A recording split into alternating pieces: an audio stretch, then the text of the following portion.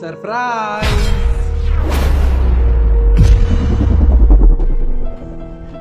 তার ওয়াইফ ভয় পেয়ে যায়, কারণ তার হাজবেন্ড এক সপ্তাহের জন্য বাইরে গেছিল, কিন্তু সে হঠাৎই সেই দিনই বাড়ি ফিরে। আর তখনই বলে, তুমি এখানে কি করছো? তোমার তো আসার কথা নয় আজকে।